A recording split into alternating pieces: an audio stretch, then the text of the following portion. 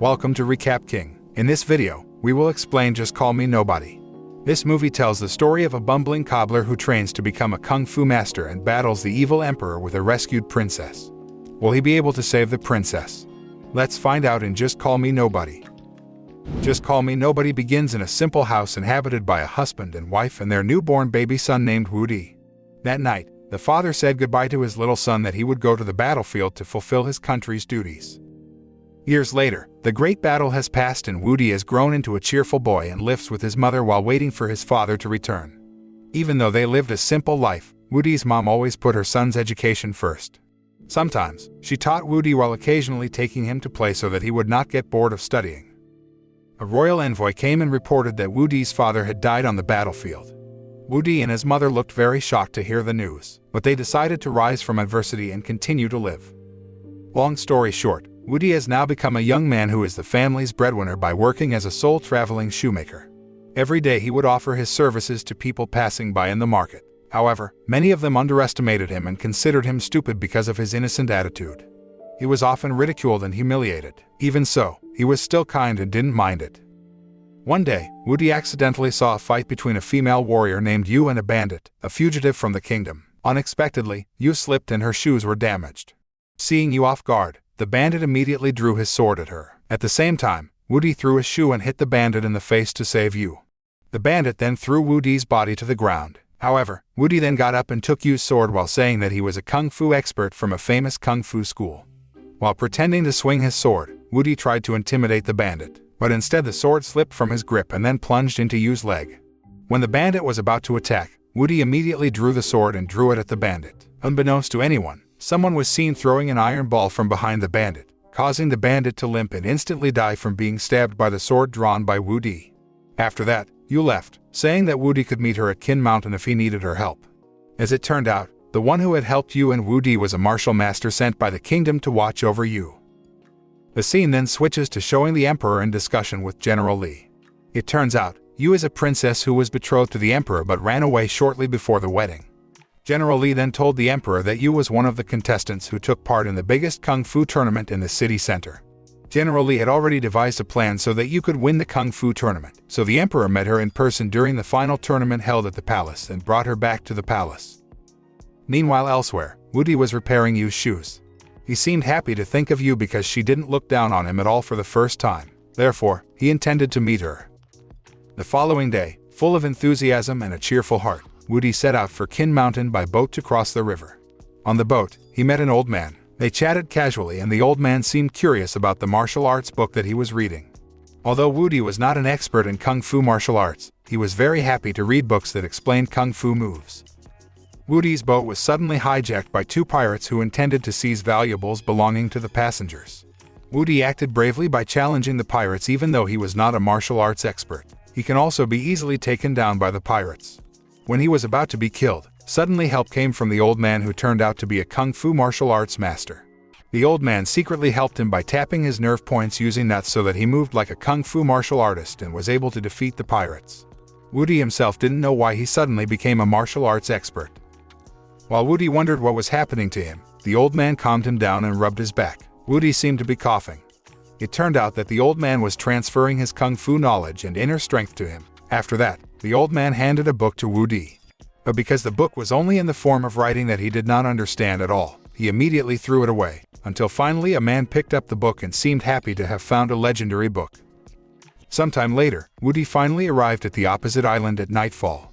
While looking for an inn, he was intercepted by a demon who wanted to devour him. He immediately ran back and forth to save himself until he finally fell into the abyss and hit a kung fu martial arts master who was practicing. The kung fu master intended to test Woody's fighting ability, but then Woody's inner aura blew him away. The master, who felt the aura of Woody's inner energy, then realized that his aura was exactly the same as the aura of his old friend.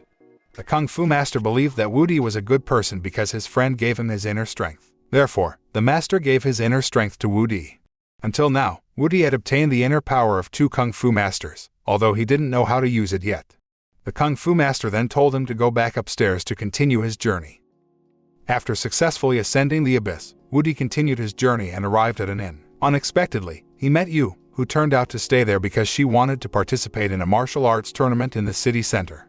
Woody immediately returned Yu's shoes which he had repaired. After that, the two of them were seen cooking for dinner because Yu was worried that the food served at the inn had been poisoned.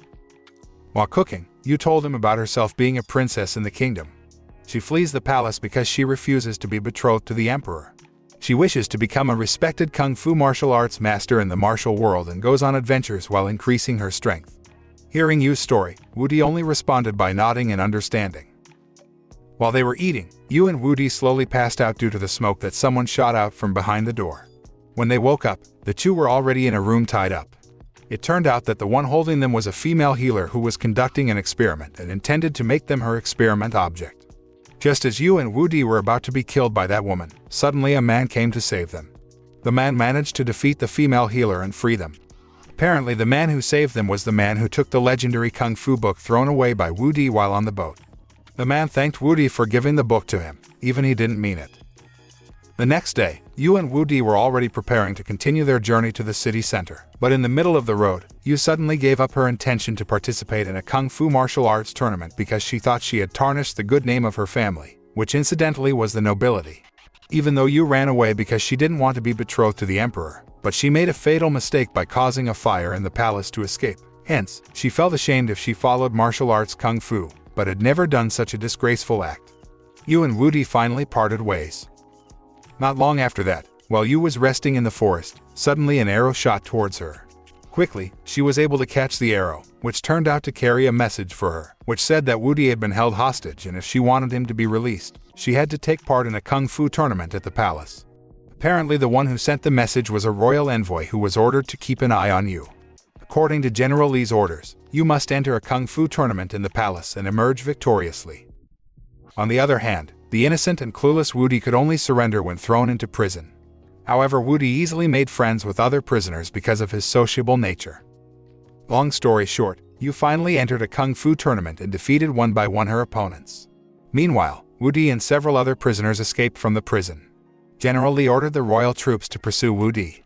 They tried to prevent Woody and the others from escaping by boat. However, when pressed, Woody finally used his inner strength to distract the royal troops and fled from there. On the other hand, Yu made it to the final round, and when she was about to do her last fight, suddenly her opponent gave up and she was declared the winner of the kung fu tournament. When Yu was about to approach the emperor to receive her gift, General Li suddenly showed his true nature. The general was apparently planning to stage a coup by overthrowing the emperor. General Li purposely lures Yu into the palace so that he can kill the emperor as well as his future queen. When Yu was about to be killed, Woody appeared there and tried to thwart General Li's plans. However, Woody received a severe blow from the general that instantly sent him flying very far.